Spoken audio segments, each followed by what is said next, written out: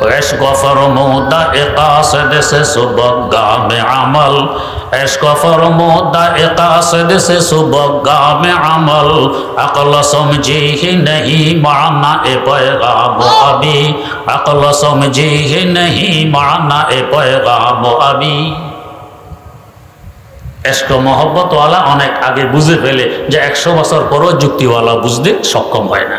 আমাদের মজহাবের ইমাম, ইমামুদ দুনিয়া, ইমামুল আইম্মা, আল ইমামুল আযম হযরত আবু হানিফা রাহিমাহুল্লাহ ওজুর পানির সাথে কি গুনাহ ধুয়ে যায় তিনি স্বচক্ষে দেখতেন। একদিন এক যুবক জিনা করে এসে তার পাশে বসে ওযু করছিল, দেখছেন ওজুর পানির সাথে জিনার গুনাহ ধুয়ে যাচ্ছে। যুবককে লক্ষ্য করে বললেন, ইয়া শাব তুব আনি জিনা, ও যুবক জিনা থেকে তওবা করো। যুবকের তো কম্পন সৃষ্টি হয়ে যাওয়ার দশা। আমি জিনা করেছি হুজুর জানলেন কিভাবে? হুজুর তো ওজুর পানি দেখে জেনেছেন, আমরা তো দেখি না। শাইখুল হাদিস আল্লামা জাকারিয়া রহমতুল্লাহ আলাইহি লিখেছেন, কদরের রাত একজন মুয়াজ্জিন মিনারার আগায় উঠেছেন, উঠে এক চিৎকার দিয়ে দৌড়ে নিচে নেমে বেহুশ হয়ে পড়ে গেলেন। হুশ আসার পর জিজ্ঞেস করা হলো, চিৎকার কেন দিলেন, বেহুশ কেন হলেন? জবাব দিলেন, মিনারার আগায় উঠে যখন চতুর্দিকে তাকাইলাম, আমি দেখতেছিলাম পুরা কায়নাত, পুরা সৃষ্টি জগৎ গাছগাছালি সহকারে আমার আল্লাহর দরবারে সিজদায় পড়ে আছে। এই দৃশ্য দেখে আমি সইতে পারিনি, চিৎকার দিয়ে বেহুশ হয়ে পড়ে যাই। আমরা তো দেখি গাছগাছালি সোজা দাঁড়াই আছে, উনি দেখতেছেন সিজদায় পড়ে আছে। ওই দৃষ্টি সকলের নেই। তাই আল্লাহর এক ওলি বলেছিলেন, তো মেরে নজদীক হরদম লেকে मैं अंधा हूं पर, तो मेरे नजदीक हरदम लेके मैं अंधा हूं पर, बख्शो नूरे बसीरत जैसे तू आवे नजर, बख्शो नूरे बसीरत जैसे तू आवे नजर। तो सकल माखलुक जिंदा, बुझार मतो যোগ্যতা সকলের নেই। আল্লাহ পাক যাকে দেন সে বোঝে, যাকে দেন না সে বোঝে না। যদি জিন্দা না হতো, যেমন ধরুন মাটি, আমরা দেখি মাটির চোখ নেই, কান নেই, দেখে না, শোনে না, বোঝে না। যদি তাই হয়, আজ থেকে প্রায় 1450 বছর আগের কথা, সৈয়দনা আলী মুর্তজা রাদিয়াল্লাহু তাআলা আনহুর খেলাফত কালে ইরাকে একটি যুদ্ধ সংঘটিত হয়েছিল। যুদ্ধের নাম জঙ্গে জামাল। এই যুদ্ধে দুজন শহীদ সাহাবী 1958 সনে এসে স্বপ্নে দেখাচ্ছেন 1450 বছর পরে আমাদের লাশগুলো তুলে পুনরায় অন্যত্র দফন করা হোক। মুফতিদের কাছে স্বপ্নের ব্যাখ্যা জানতে চাইলে তারা বললেন, কবরের চতুর্দিক খনন করে দেখা যাক কি সমস্যা। চতুর্দিক খনন করার পর দেখা গেল ফোরাত নদী থেকে মাটির নিচ দিয়ে ক্যানাল প্রবাহিত হয়েছে, সেখান থেকে চুয়ায় চুয়ায়ে কবরের ভিতরে পানি আসতেছে। সিদ্ধান্ত হলো লাশ স্থানান্তর করার। কবরগুলো যখন খোলা হলো, মনে হলো যখন আজকে দাফন করা হয়েছে, অথচ 1450 বছর অতিবাহিত হয়ে গেছে। মাটির তো বৈশিষ্ট্য, যা পায় হজম করে মাটি বালায় ফেলে। এই লাশগুলোকে মাটি কেন হজম করলো না? মাটি দেখে শুনে বোঝে এরা আল্লাহ রাসূলের সাহাবী, এরা শহীদ। এদেরকে হজম করা তো দূরের কথা, সংরক্ষণ করা, হেফাজত করা এখন আমার দায়িত্ব। বোঝা গেছে মাটিরও জীবন আছে, দেখে শুনে বোঝে। তেমনিভাবে বাতাস, আমরা দেখি বাতাসের রূহ নেই, জীবন নেই, দেখে না, শোনে না, বোঝে না, যা পায় উড়িয়ে নিয়ে যায়। যদি তাই হয়, হাকিমুল ইসলাম আল্লামা কারি তৈয়ব সাহেব রহমতুল্লাহ আলাইহি লেখেন, যমুনা নদীর তীরে আল্লাহর এক অলি বসবাস করতেন, নাম ছিল শাহ দৌলা। ছোট্ট নড়বড়ে একটি ঝুপড়ি, উনি আর ওনার স্ত্রী দুজন এখানে বসবাস করেন। একদিন জোরে সোরে তুফান শুরু হয়, উনি ঝুপড়ির ভিতরে আল্লাহ বিল্লাহ মগ্ন, স্থির, কোনো পেরেশানি নেই, অস্থিরতা নেই। স্ত্রী বললেন, মাথা গোঁজার ঠাই তো এই ঝুপড়িটি, তুফান উড়িয়ে নিয়ে যাচ্ছে, আপনি স্থির বসে আছেন, কি করব? বললেন যে বাঁশ বুশ নিয়ে একটু ঠেকা ঠুকা দেন। স্ত্রীর যন্ত্রণায় বাঁশ নিয়ে যেদিক থেকে তুফান ঠেলতে ছিল তিনিও সেদিক থেকে বাঁশ লাগাইয়ে ঠেলা আরম্ভ করলেন। তুফানও ঠেলে, উনিও ঠেলে। এই অবস্থা দেখে স্ত্রী বলেন, আরে আপনার বুদ্ধি শুদ্ধি কোথায় বিদায় নিয়ে গেছে? কি তুফানও ঠেলে, আপনিও ঠেলেন, ঝুপড়ি যদি আধা ঘন্টা পরে পড়তো, এখন তো আধা ঘন্টা আগেই পড়বে, তো কি করব? উল্টা দিক থেকে বাঁশ লাগাইয়ে ঠেলুন। আল্লাহর ওলি শাহাদৌল্লাহ জবাব দিলেন, আমি আমার আল্লাহর সাথে হাত ধরব? আমার আল্লাহ যেদিকে, শাহাদৌল্লাহ সেদিকে। এটা বলতেছেন আর ঠেলতেছেন, তুফানও ঠেলে, উনিও ঠেলেন, আমার আল্লাহ যেদিকে, শাহাদৌল্লাহ সেদিকে। আশেপাশের ঘর বাড়ি তো মেসমার হয়ে গেছে, শাহাদৌল্লাহ নড়বড়ে ঝুপড়ির কিছুই ঘটল না। বোঝা গেছে বাতাসও দেখে শুনে বুঝে এই ঝুপড়ি উড়ানো যাব না, তার হেফাজতের দায়িত্ব এখন আমাদের। তেমনিভাবে পানি, আমরা দেখি পানির বুঝ নেই, চোখ নেই, কান নেই, দেখে না, শোনে না, বোঝে না। যদি তাই হয়, আল্লাহর পয়গম্বর সাইয়্যিদানা হযরত মূসা আলা নবিয়িনা ওয়া আলাইহিস সালাতু ওয়াস সালাম জালেম ফেরাউনের অত্যাচার থেকে বনি ইসরাইলকে উদ্ধারের লক্ষ্যে মিশর ছেড়ে বেরিয়ে আসলেন। ফেরাউন পিছন থেকে 6 লক্ষ সৈন্যবাহিনী নিয়ে ধাওয়া করে। মূসা আলাইহিস সালাম আস্তে আস্তে লোহিত সাগরের কিনারায় এসে পৌঁছলেন। এখন সামনে সাগর, পিছনে 6 লক্ষ শত্রু বাহিনী, বাঁচার উপায় কি? আল্লাহ রাব্বুল আলামিনের দরবারে দরখাস্ত পেশ করলেন আল্লাহ, পিছনে 6 লক্ষ শত্রু বাহিনী, সামনে সাগর, এখন আমাদের বাঁচার উপায় কি? যেখানে বন্দার চেষ্টা শেষ হয় সেখান থেকে সাধারণত আমার আল্লাহর সাহায্য শুরু হয়। আল্লাহ পাক বললেন, মূসা, আপনার হাতে যে লাঠিটি আছে, লাঠি দিয়ে সাগর বুকে বাড়ি মারুন। আমাদের মতো যুক্তির গোলাম হলে বলতাম, আল্লাহ, আমি বাঁচার রাস্তা খুঁজছি, আপনি আমার সাথে ঠাট্টা করছেন।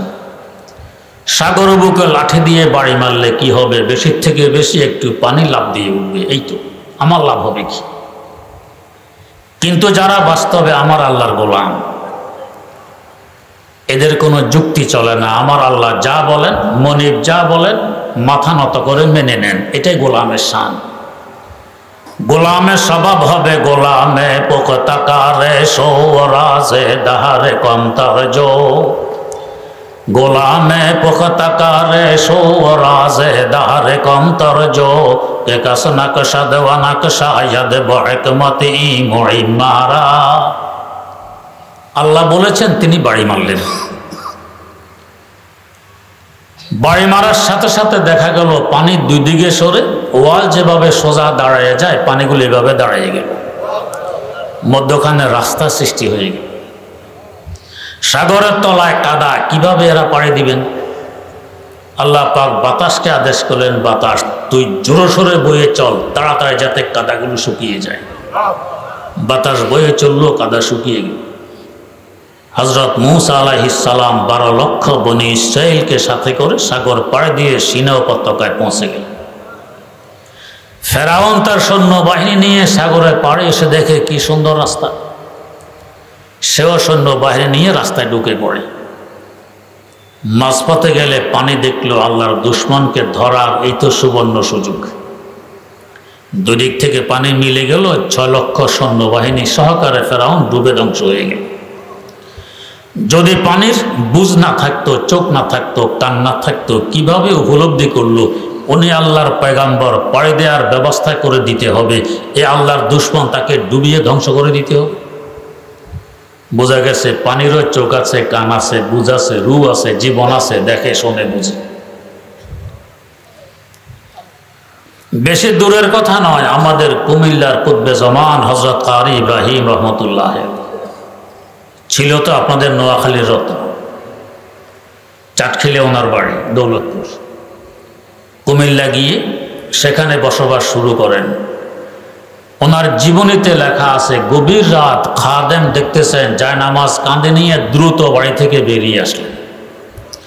খাদেম দূরত্ব বজায় রেখে দেখতেছিল হুজুর এত রাত কোথায় যান।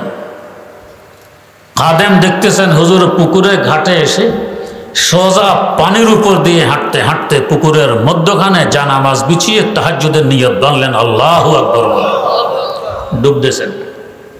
তো পানির তো বৈশিষ্ট্য, ভারী কিছু পেলে সে ডুবিয়ে দেয়। একজন মানুষ জানামাজ বিছিয়ে তার উপর নামাজ পড়ছেন, পানি ডুবায় না কেন? পানি চিনে ইনিকে। ডুবানো তো পরের কথা, তার হেফাজত করা এখন আমার দায়িত্ব। পানিরও রু আছে, দেখে শুনে বুঝে। তেমনিভাবে আগুন, আমরা দেখি আগুনের রু নেই, জীবন নেই, দেখে না, শোনে না, বোঝে না। যদি তাই হয়, আল্লাহর পয়গম্বর সাইয়্যিদানা হযরত ইব্রাহিম আলা নবিয়্যিনা ওয়া আলাইহিস সালাতু ওয়াস সালাম, কমবখ্ত নমরুদ তাকে আগুনে নিক্ষেপ করে। আগুনও কেমন আগুন, কয়েক মাস যাবৎ লাকড়ি সংগ্রহ করে আকাশচুম্বী স্তূপ দিয়ে দেয়, এখানে আগুন ধরিয়ে দেয়। এমন আগুন যে কয়েক মাইল উপর দিয়ে কোনো পাখি উড়ে যেতে পারত না, আগুনের তাপে পুড়ে পুড়ে যেত। ওখানে একজন মানুষ আল্লাহর পয়গম্বর হযরত ইব্রাহিম আলা নবিয়্যিনা ওয়া আলাইহিস সালাতু ওয়াস সালামকে নিক্ষেপ করে। হযরত জিবরাইল আমিন আলাইহিস সালাম আল্লাহ পাকের দরবারে গিয়ে বলেন, আল্লাহ, গোটা পৃথিবীতে একমাত্র তৌহিদের পতাকাবাহী আপনার খলিল, তার সাথে কমবখ্ত নমরুদের এই আচরণ, এটা কি সহ্য করা যায়? আল্লাহ অনুমতি দিন, আগুনগুলো তুলে নিয়ে নমরুদের মাথায় ঢেলে দিই। নমরুদ আল্লাহর খলিলকে আগুনে ফেলে দিয়েছে, আল্লাহ পাক অপেক্ষায় আছেন খলিল পরীক্ষায় পাশ করেন কি ফেল করেন। আগো হ্যায় औलाद इब्राहिम है नमरूद है, आग है औलाद इब्राहिम है नमरूद है, फिर किसी को क्या किसी का इम्तिहान मकसूद है, फिर किसी को क्या किसी का इम्तिहान मकसूद है। আল্লাহ পাক বললেন, জিবরাইল, যার ব্যথায় ব্যথিত হয়ে আমার কাছে অনুমতি চাইতে এসেছো, আগুন তুলে নিয়ে নমরুদের মাথায় ডালবে, তাকে একটু জিজ্ঞেস করে দেখো তিনি কি বলেন। জিবরিল আমিন ছুটে আসতেন খলিলের দুয়ারে, এসে বললেন, খলিল, গোটা পৃথিবীতে একমাত্র তৌহিদের পতাকাবাহী আপনি, আপনার সাথে খোদাদ্রোহী কমবখ্ত নমরুদের এই আচরণ, এটাকে সহ্য করা যায়? অনুমতি দিন, আগুনগুলো তুলে নিয়ে নমরুদের মাথায় ঢেলে দিই। এমন সুযোগ যদি আমাদের হাতে আসতো কি বলতাম? হুজুর আর দেরি করার কি কাজ, তাড়াতাড়ি কাজ সেরে ফেলুন, জগৎবাসী টের পাবে আমি যে বিশ্ব অলি, মানুষ বুঝবে আমি যে সুফি সম্রাট। বাস্তবে যারা আল্লাহর অলি, এরা ডন্ডুরা পিটে না, লুকিয়ে থাকার চেষ্টা করে। আল্লাহ পাক প্রকাশ করে দেন, চমকাইয়া দেন, ভিন্ন কথা, তারা কিন্তু লুকিয়ে থাকে। হযরত শেখ ফরিদ গঞ্জে শকর রাহিমাহুল্লাহ, তার পীর ও মুর্শিদ খাজা কুতুবউদ্দিন কাকি রাহিমাহুল্লাহর ইন্তেকালের সময় তিনি সামনে ছিলেন না। হযরত খাজা কুতুবউদ্দিন কাকি নিজের লাঠি, জুব্বা এবং পাগড়ি একজনকে দিয়ে বললেন, যখন ফরিদউদ্দিন আসবে এগুলো তাকে দিয়ে দিবে। ইন্তেকালের পর ফরিদউদ্দিন এসেছেন, তাকে এগুলো দিয়ে দেয়া হইল। বুঝলেন যে তার এখানে খানকা আবাদ রাখার জন্য তিনি ইশারা করতেছেন, এখানে রইলেন। লক্ষ মানুষের ভিড়, সব মানুষ ঘুমে, গভীর রাত, খানকা ছেড়ে পালিয়ে গেল। আমরা তো চাই ভিড় আরো জমুক, আল্লাহর ওলি পালাই গেল। অনেকদিন পর খোঁজ পাওয়া গেল অমুকখানে আছেন, সেখানে লক্ষ মানুষের ভিড়, সেখানেও তাই করলেন, গভীর রাত, সব ঘুমে বিভোর, আবার পালাই গেলেন। আরেক জায়গায় গেলেন, মানুষ টের পেয়ে গেল। এমনকি দিল্লির বাদশাহ কাবুল যাচ্ছিলেন, আফগানিস্তানের রাজধানী, যাওয়ার পথে জানলেন শেখ ফরিদ অমুকখানে আছে, তিনিও সাক্ষাতে গেলেন। মানুষের ভিড় সামলানো যায় না, মুরিদারা চতুর্দিকে ব্যারিকেড দিয়ে রেখেছে, মানুষের ভিড়। অনুমতি দেয়া হলো শুধু এক নজর দেখে যাও, মুসাফা করা সম্ভব নয়। এর মধ্যে আল্লাহর এক পাগল ব্যারিকেড ভঙ্গ করে লাফ দিয়ে ভিতরে ঢুকে বলছে, আল্লাহ নেয়ামত দিয়েছেন, লুকিয়ে রাখেন কেন? ব্যারিকেড ছেড়ে দেওয়া হইল। তো সকাল থেকে সন্ধ্যা পর্যন্ত শুধু মুসাফার সিলসিলা জারি থাকে। আল্লাহর অলিরা তো লুকিয়ে থাকার চেষ্টা করেন, ডন্ডুরা পিটে না। আল্লাহর খলিলের কাছে দরখাস্ত পেশ করলে খলিল জবাব দিলেন, জিবরাইল, যার কারণে আমাকে নমরুদের আগুনে আসতে হয়েছে তিনি দেখেন না আমার অবস্থা কি, আপনার থেকে সাহায্য নিতে হবে কেন?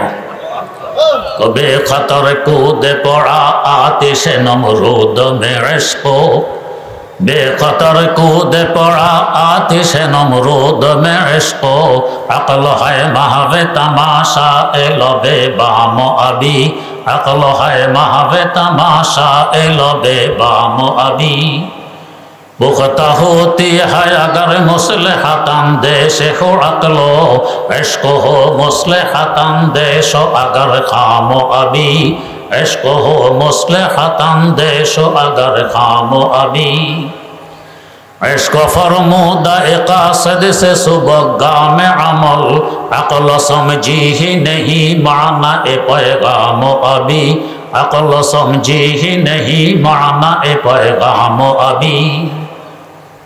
আমরা হলে যুক্তি দিতাম যে আল্লাহ একমাত্র তোমাকে স্বীকার করি আমি, আর আমার সাথে তোমার দুশমন নমরুদের এই আচরণ তুমি তামাশা দেখতেছো, এ তোমার ইনসাফ, এ তোমার বিচার। কিন্তু খলিল অপেক্ষায় আছেন, আমার আল্লাহ যদি আমাকে আগুনে থাকতে ভালোবাসেন আমি আগুনে থাকতে ভালোবাসি, তিনি যদি আমাকে আগুনের বাইরে দেখতে ভালোবাসেন আমি আগুনের বাইরে থাকতে ভালোবাসি। আশাকার প্রেমিকের অবস্থা শান্ত হলো, গার জিন্দা কোনে আতা এতো আরব খুশি ফেদা এতো, গার জিন্দা কোনে আতা এতো আরব খুশি ফেদা এতো, দিল শোদা মুবতালা এতো হারছে কোনে রেজা এতো।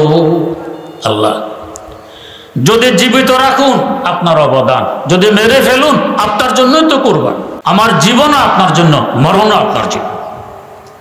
হযরত শেখ ফরিদ গঞ্জে শকর রহমতুল্লাহ আলাইহি একদিন জজবা অবস্থায় বলতেছিলেন, খাহাম কে হামেশা বরজায়ে তুজিয়াম, খাহাম কে হামেশা বরজায়ে তুজিয়াম, খাকি শাওয়া মবজরে পায়ে তুজিয়াম, খাকি শাওয়া মবজরে পায়ে তুজিয়াম, मकसूद दिले खसत से कौनैन तुई, मकसूद दिले खसत से कौनैन तुई, अज बहरे तुम्हें रम ओ बराए तुजियम, अज बहरे तुम्हें रम ओ बराए तुजियम।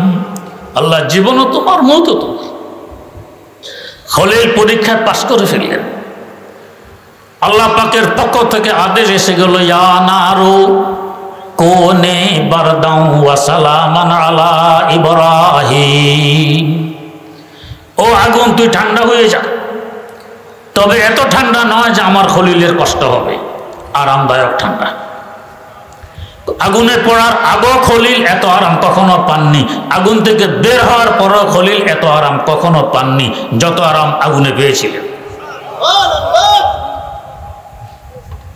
अंदरा असरार इब्राहिम भी कोदरातिश याफ्ते वारदो यासमी, कोदरातिश याफ्ते वारदो यासमी। চামেলি ফুল এবং গোলাপ ফুলের বাগান, সকালবেলা হিমেল হাওয়া, কি আরাম! এর থেকেও লক্ষ কোটি গুণ বেশি আরামে ছিলেন আল্লাহর খলিল নমরুদের আগুনের ভিতরে। বিভিন্ন তাফসীর গ্রন্থে তো লেখা আছে, নমরুদের আগুনকে লক্ষ্য করে আল্লাহ পাক বলেছিলেন, ও আগুন তুই ঠান্ডা হয়ে যা। কিন্তু শায়খ আকবর ইবনুল আরবি রহমতুল্লাহ আলাইহি একজন ব্যতিক্রম ধর্মী আল্লাহর ওলি ছিলেন। তার রচিত তাফসীর গ্রন্থে তার তাফসীরে লেখা আছে, কেন নমরুদের আগুনকে বলতে হবে আগুন তুই ঠান্ডা হয়ে যা? আগুনের চোখ নেই, দেখে না তার ভিতরে কে? আগুন তো খলিলকে পেয়ে ধন্য। আমার ভিতরে পুড়ে যাওয়ার ভয়ে কোনো মানুষ ঢোকে না, একুশির আল্লাহর খলিল এসে গেছেন, আমি আগুনের সান্নিধ্য পেয়ে গেছি, এতে আমি ধন্য। খলিলের পদধূলিতে আগুন ধন্য, আগুন গর্বিত। কেন বলতে হবে তুই ঠান্ডা হয়ে যা? তাহলে কোন আগুনকে লক্ষ্য করে আল্লাহ পাক বললেন ও আগুন তুই ঠান্ডা হয়ে যা? এর রহস্য হলো আশিক এবং প্রেমিক যখন নির্জনে যায়, তার সামনে মাশুক আর প্রেমাস্পদ ছাড়া তখন আর কিছু থাকে না। আপনি অন্ধকার থেকে অন্ধকার কুঠিরত যদি ঢুকুন, মশা মাছি হইলেও আছে, পোকা মাকড় হইলেও আছে, একেবারে নির্জন হয় না। কিন্তু আগুনের ভিতরে পোকা মাকড় নেই, মশা মাছি নেই, কিচ্ছু নেই, আছে একমাত্র খলিল। এই সময় খলিলের সামনে খলিলের মাশুক আর প্রেমাস্পদ আল্লাহ ছাড়া আর কিছু আছে? এই নির্জনে খলিলের ইশক আর প্রেমের আগুন এমন ভাবে দাউদা করে জ্বলে ওঠে, ওই আগুনকে আল্লাহ পাক লক্ষ্য করে বললেন ও আমার খলিলের প্রেমের আগুন তুই একটু ঠান্ডা হয়ে যা। যদিন তার প্রেমের আগুনকে আল্লাহ পাক আদেশ করে ওই দিন লাগাম না লাগাইতেন, তার প্রেমের আগুনে পুরা দুনিয়াবাসীকে প্রেমিক বানাইয়ে জ্বালিয়ে পুড়িয়ে বর্ষ বানাই দিত। इश्क फरमूदा इक़ासिद से सुबगा में अमल, इश्क फरमूदा इक़ासिद से सुबगा में अमल, अक़ल समझी ही नहीं माना ए पैगाम अभी, अक़ल समझी ही नहीं माना ए पैगाम अभी। इश्क मोहब्बत वाला अनेक आगे बुझे फेले जे 100 বছর পরও যুক্তিওয়ালা বুঝতে সক্ষম হয় না। বুঝে গেছে আগুনেরও চোখ আছে, সেও দেখে শুনে বুঝে, সেও জিন্দা। পাথর আমরা দেখি জড় পদার্থ, দেখে না, শোনে না, বোঝে না, মুর্দা। মুসনবী শরীফে একটি ঘটনা উল্লেখ আছে। একদিন আবু জাহালে মলউন 6টি পাথরের টুকরা মুঠের ভিতরে লুকিয়ে দরবারে নবুয়তে উপস্থিত হয়। উপস্থিত হয়ে বলছে, বাতিজা তুমি তো আমাদেরকে আকাশের উপরে কথা শোনাও আর জমিনের নিচের কথা শোনাও, যা আমরা দেখি না তাই বিশ্বাসও করি না। আমার মুঠের ভিতরে কি লুকিয়ে আছে যদি বলতে পারো? এগুলো আকাশের উপরেও নয়, জমিনের নিচেও নয়, তোমার সামনে মুঠের ভিতরে। যদি বলতে পারো বুঝবো তুমি সত্য নবী। রাসূলুল্লাহ সাল্লাল্লাহু আলাইহি ওয়াসাল্লাম বললেন, চাচা আপনার মুঠের ভিতরে কি লুকিয়ে আছে বলতে পারলে বুঝবেন আমি সত্য নবী। আপনার মুঠের ভিতরে লুকায়িত বস্তুগুলো যদি সাক্ষী দিয়ে দেয় যে আমি সত্য নবী, তাহলে গফতে বু জাহালি দুগাম না দের তরাস্তে, গফতে আরে হক আযা কাদের তরাস্ত, গফতে আরে হক আযা কাদের তরাস্ত। আবু জাহাল বলছে, বাতিজা বলো কি? তোমার তো বাকশক্তি আছে, কথা বলতে পারো। আমার মুঠির ভিতরে এমন কিছু বস্তু লুকিয়ে আছে, এদের বাকশক্তি নেই, এরা কথা বলতে পারে না। আবু জাহাল এই কথা বুঝতে সক্ষম হলো না যে আমাদের মুখের ভিতরে এক টুকরা গোশত, যাকে আমরা জিহ্বা বলে থাকি, নাড়া মারলে আওয়াজ বেরিয়ে আসে। যে আল্লাহ এক টুকরা গোশতের মধ্যে আওয়াজ বের করার, কথা বলার শক্তি দিতে পারেন, এই আল্লাহ পাথরের টুকরার মধ্যে কথা বলার শক্তি দিতে পারেন। দুজনের কথাবার্তা চলছে, এর মধ্যে আবু জাহাল টের পাচ্ছে তার মুঠের ভিতরে পাথরের টুকরাগুলো নড়াচড়া আরম্ভ করে দিয়েছে। এর সাথে কথা বলা শুরু করে দেয়। কি কথা?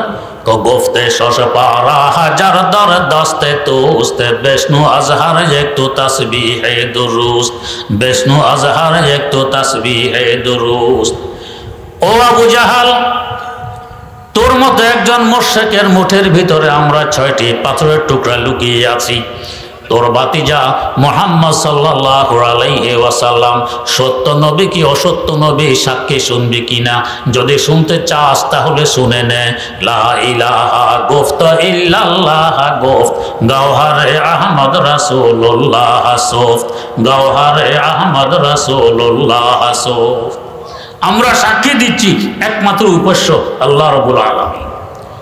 তোর ভাতিজা মুহাম্মদ সাল্লাল্লাহু আলাইহি ওয়াসাল্লাম আমাদের আল্লাহর পাঠানো সত্য রাসূল। আমরা দেখি পাথর মুর্দা। যদি তাই হতো দুজনের কথোপকথন শুনলো কিভাবে, নিজেরা কথাবার্তা বললো কিভাবে, সব চিন্তা।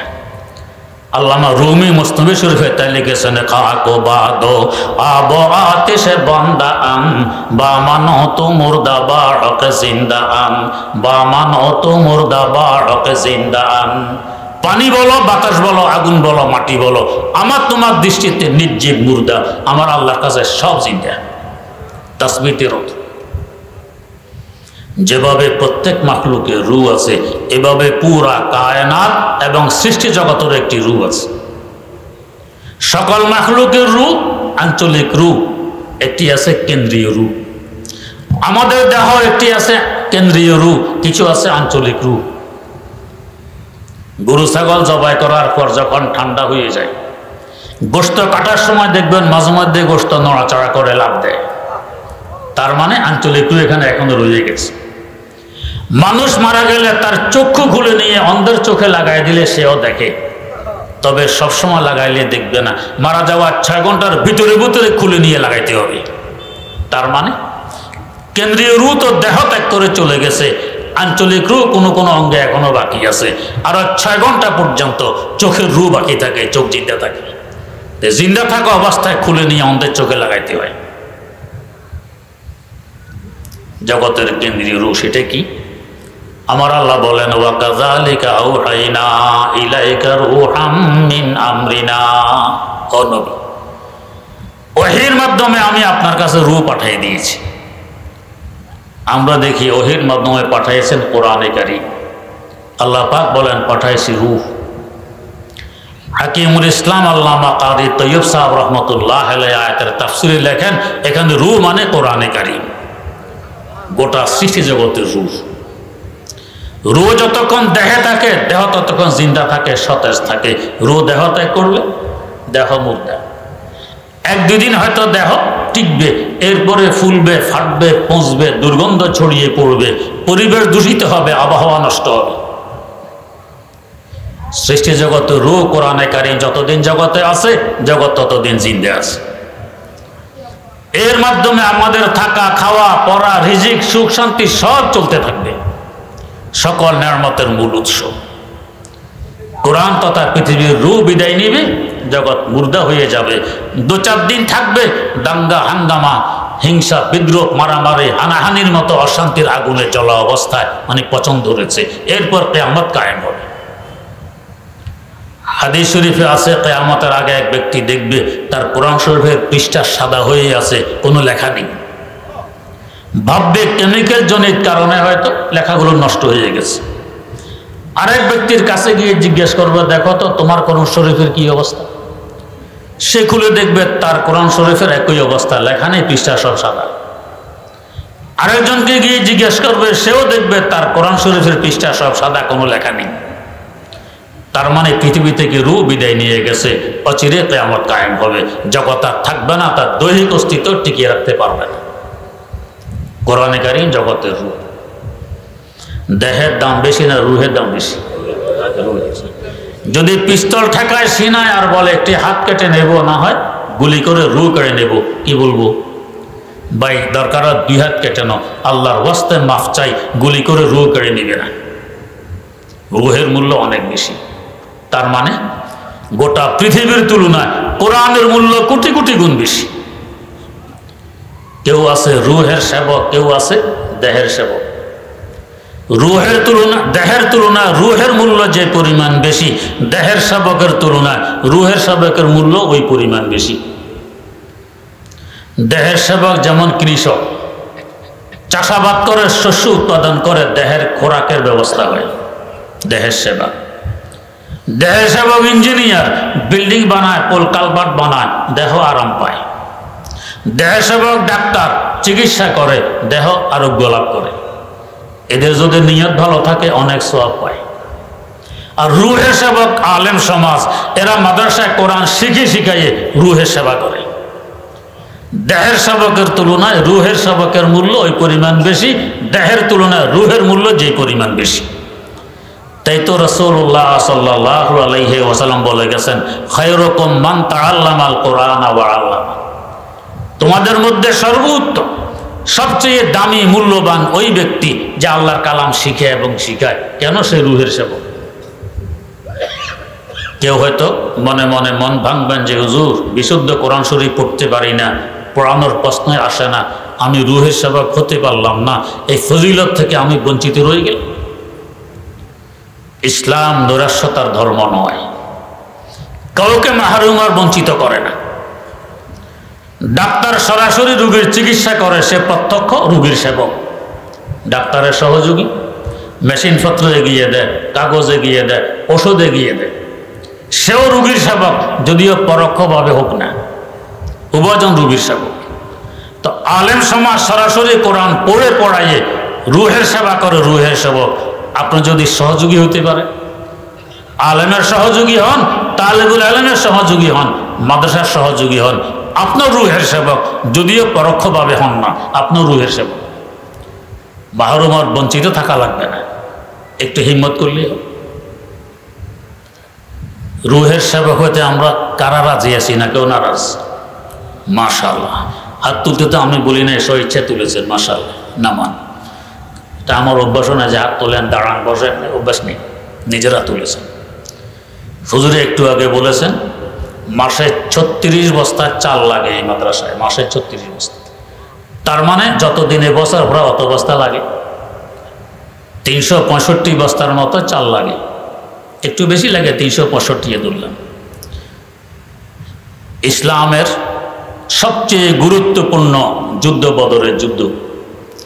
সাহাবায়ে কেরামের সংখ্যা কত ছিল? মাশাআল্লাহ। নোয়াখালীর মানুষ ওয়াজের দরকার কি এমনি সব জানে যে নোয়াখালীকে বলা হয় দ্বিতীয় আরব। কত বড় বড় বুজুর্গ এই নোয়াখালীর জমিনে সৃষ্টি হয়েছে। যখন ভাঙা শুরু হয়েছিল বঙ্গোপসাগর, তখন বলা হয়েছিল কুমিল্লাও টিকবে না, নোয়াখালীতে পরের কথা। নোয়াখালীর অফিস আদালত নিয়ে এসে আনা হয়েছিল মাইজদিতে। নোয়াখালী ইসলামিয়া মাদ্রাসা এখনও আছে, ইসলামিয়ার ছাত্র আপনাদের এলাকার মাওলানা গোলাম মাওলা সাহেব, বড় বড় বুজুর্গান দিন এখানে পড়াইতেন। বাইর হুজুর বলা হয়তো আল্লামা আব্দুস সোবহান রহমতুল্লাহ আলাইহি, দেওয়ানে আলীর আরবি ব্যাখ্যক।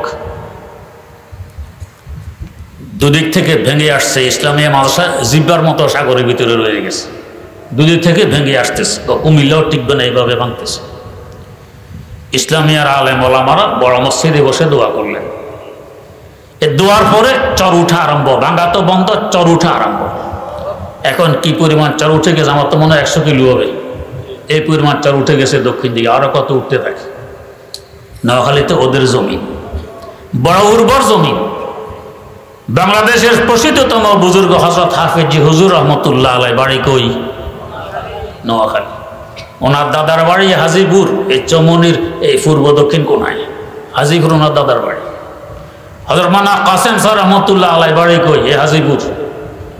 হযরত মানা ইমামউদ্দিন গাজী রহমতুল্লাহ আলাইহি বাড়ি কই? সাদুল্লাহপুর, মাঝি থেকে পূর্ব দিকে।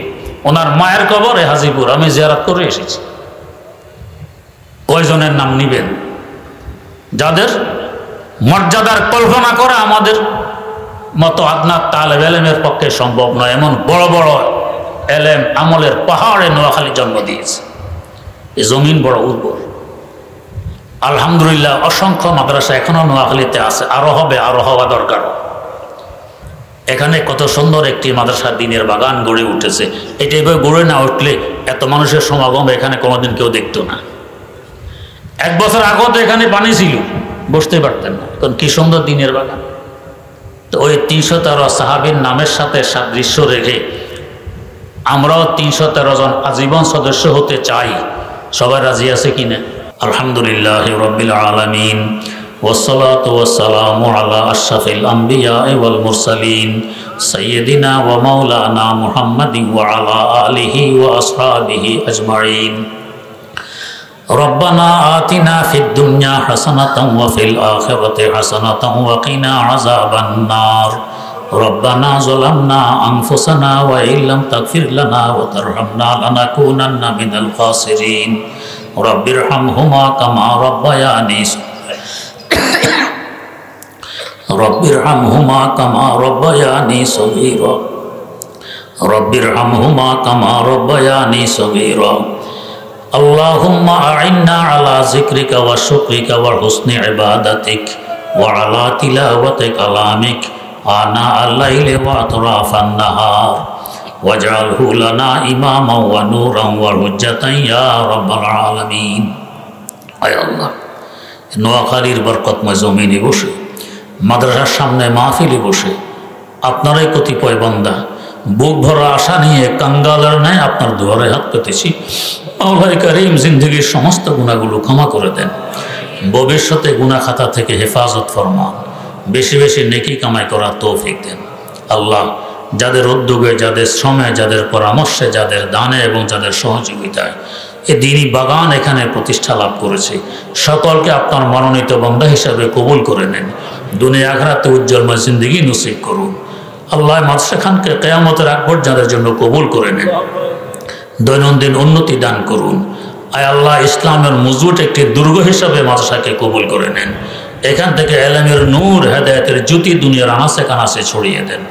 আল্লাহ, যারা মাদ্রাসার সাথে জুড়ে আছে, মহব্বত করে হোক, টাকা পয়সা দিয়ে হোক, আন্তরিকতা দিয়ে হোক, শিক্ষক হয়ে হোক, কমিটির সদস্য হয়ে হোক, আল্লাহ এর খাতিরে সকলকে বিনা হিসেবে জান্নাতুল ফেরদাউসের মালিক বানিয়ে দেন। আল্লাহ, আপনার বান্দারা স্বতঃস্ফূর্তভাবে দান করেছে, মেহরবানি করে সকলের দানগুলোকে আপনি কবুল করে নেন। দানের খাতিরে আয় রোজগারে বরকত দান করুন, বিপদ আপদ থেকে হেফাজত করুন, মনের সকল জায়েজ আশা আকাঙ্ক্ষাগুলোকে পূরণ করে দেন। আয় আল্লাহ, মেহরবানি করে আমাদেরকে আপনার বানাই নিন, আপনি আমাদের হয়ে যান, কদমে কদমে দস্তগীরি ফরমান। আয় আল্লাহ, আজ কত সুন্দরভাবে এখানে বসে আপনার দ্বীনের কথা শোনানোর তৌফিক আমাদেরকে দিয়েছেন। আল্লাহ, এমনই তো আমাদের ভাই আজ ফিলিস্তিনে জালাম ইহুদিদের অস্ত্রের নিচে তাদের পাশ, আল্লাহ মেহরবানি করে তাদের হেফাজত ফরমান। দুনিয়ার মুসলমানদেরকে তাদের পাশে দাঁড়ানোর তৌফিক দান করুন, সহযোগিতা করার মন মানসিকতা পয়দা করে দেন। জালাম ইহুদিদেরকে হেদায়েত দান করুন, হেদায়েত কবলে না থাকলে হালালকে বরবাদ করে দেন। আল্লাহ, দুনিয়ার মুসলমানদেরকে এক এবং নেক বানিয়ে দেন। আল্লাহ, মেহরবানি করে বিনা হিসাবে আমাদের সকলকে জান্নাতুল ফেরদাউসের মালিক বানিয়ে দেন। জীবনের সকল নেক দোয়াগুলোকে কবুল করে নেন। हम गरीबों से खुदाया सद्दुरूद व सद सलाम, हम गरीबों से खुदाया सद्दुरूद व सद सलाम, वासिल रोज़ा शरीफ सैयद अकवानुहु, हम गुनाहगारों से मौला सद्दुरूद व सद सलाम, हम गुनाहगारों से मौला सद्दुरूद व सद सलाम, वासिल रोज़ा शरीफ सैयद अबरारो, वासिल रोज़ा शरीफ सैयद अबरारो। रब्बना तक़ब्बल मिन्ना इन्नका अंतस समीउल अलीम व तुब अलैना इन्नका अंतत तव्वाबुर रहीम। सुब्हान रब्बिका रब्बिल इज़्ज़ति अम्मा यसिफून व सलामुन अलल मुरसलीन वल्हम्दुलिल्लाहि रब्बिल आलमीन।